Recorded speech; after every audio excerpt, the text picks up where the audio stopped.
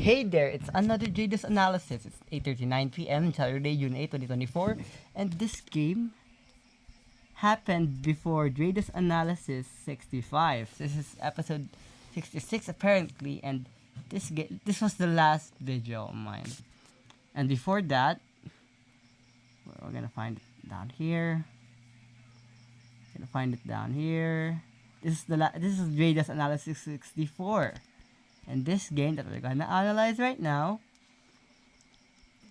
Wait. Oops. The game that we're gonna analyze right now should have been Jada's analysis 65, but it's Jada's analysis 66. So, well, I just wanna analyze this game because this game is actually great. I played well in this game. And for that, we're gonna analyze. I'm the black pieces here, and the white plays e4, c5, knight f3, knight c6, d4, c takes d4, knight takes d4, and you know where we're going, right? You know where we're going. You know where we're going. Until we play, until I blundered. Okay. The best move here is just knight f5. And when I saw a6, I knew there was something bad that I played. Because the best move here is queen a4. And after taking, there's queen takes a8. There's queen takes a8. And if I don't take, let's say bishop to d7, there's knight takes d6.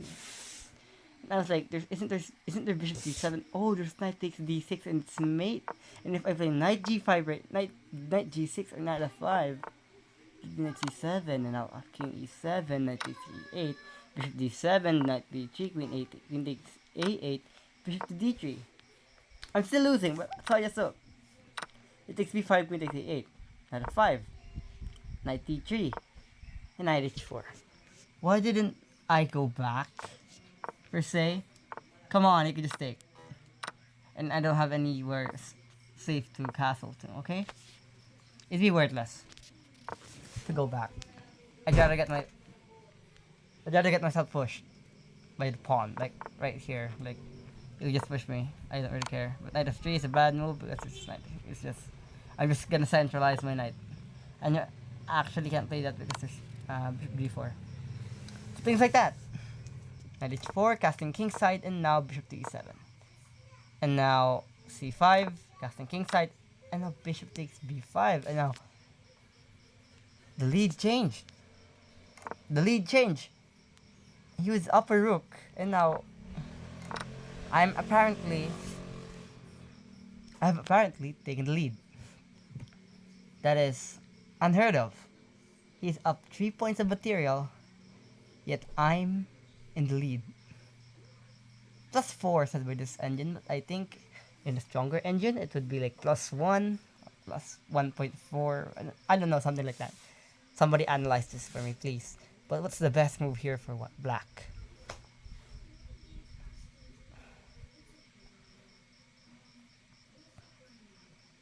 It's actually a hard move to find. And such move is knight takes g2. With the idea of after king takes g2, there's bishop takes 3 check. So what's the best move here? Not c takes d6. It's actually c6. c6, b takes c6, queen takes c6, knight h4. And it's just a draw. But I'm still in the lead. Like a very small lead. But c takes d6. And c takes d6 allows me to take the pawn.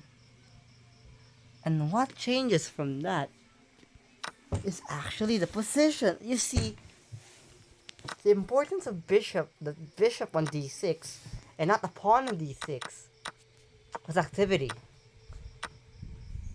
My bishop is paralyzed, okay? Now I can't sacrifice my bishop because the bishop on c6 is defending the queen. And the reason why queen takes c6 is much better than bishop takes c6 is because I get out of the fire. But not only that, after taking the pawn, you're just putting yourself in a bad or worse position. Because the bishop on d6 will be a menace in the future moves that we're gonna see. That's bishop on c8, d6, this queen on d8 and this knight on g2 will be part of a gruesome attack. And now bishop takes d6. In the eyes of a normal person, this would just be winning for white. But no, this is an attack. Queen a4, knight h4. Getting the knight out of danger. The line of danger, the knight hops its way to h4. And the pawn on the g pawn of the white king, it's gone. It vanished. And that's gonna be a big part of the black king's attack, or the black piece's attack as a whole. Figuratively and literally, the whole on the g file and the whole black team will start a really big attack. Bishop e2, defending. Now, if you don't play bishop g2, let's say you play a lazy move like b3, queen c5 or bishop c5, queen f6 or bishop to h3, and it's just winning. You gotta move your rook, let's say knight f3, so you can't be there. Rook to d4, and bishop c5, and queen f6, and let's say you play another lazy move, and it's just mate, so you can't play another lazy move, okay? And queen e4, bishop c5, or bishop f5. You could also play rook c8. It's just a straight attack, and now bishop f1, bishop f5. If it's still not clear to you after the queen goes back, it's just bishop g4. And if you move your rook, there's just knight f3. And if you move your rook here, there's just knight f3 or e4. Check. King g2, rook to c2. And just all of the pieces is in attack, in full force. h4. And white black is very much winning, right? So you can't play badly. Bishop e2. It depends from bishop g4. And maybe the knight on f3, right? So e4. The black king tries to bait, and now he took. It's a bad move because you could king h1. A prophylactic. Getting out of random checks. Or tempos. And now rook e8.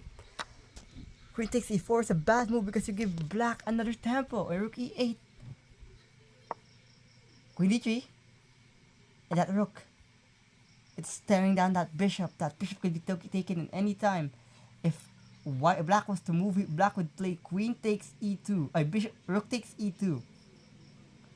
And you can't take it because you're gonna get mated. Because of that stinky knight on h4. That's controlling g2. Right? Crazy, crazy, crazy moves. Queen f6. Now rook e1. This leads to mate. But the best move is bishop h5. Unheard of move, right? Queen e5, queen g3, queen takes h5, queen takes c6, and then something like that f3, king h1, and then bishop h3.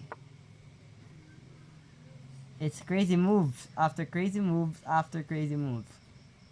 But bishop h6 is the best move here, but it's hard to find it. So you play a normal move, no, it's just knight d4 and you're mated. You're absolutely mated. There's no way you can defend this. Rook d3, rook e1, you could also sacrifice your queen. It's so funny. It's so crazy.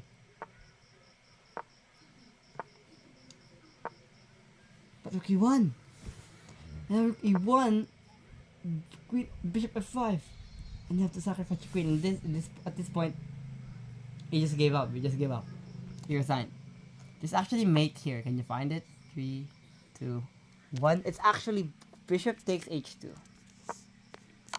And king h1, queen takes f2, and you gotta sacrifice your pieces. Because there's an unstoppable mate threat, and you can just defend with your bishop because your rook's gonna get taken. And if you, let's say, defend with your queen, you're just gonna get taken, it's still mate. And if you take the bishop, it's queen takes f2, king h1, because there's a bishop here attacking this, and now queen g2. But why is bishop f5 winning? Well, it's because you can't move your queen. Moving your queen into a safer square, which is queen g6.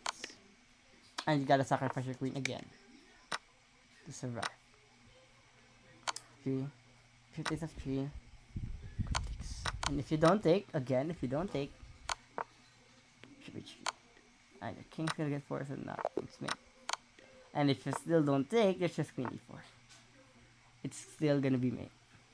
That's all. This is Jada's analysis, and I hope you a great day, and see you on my next video. Voila.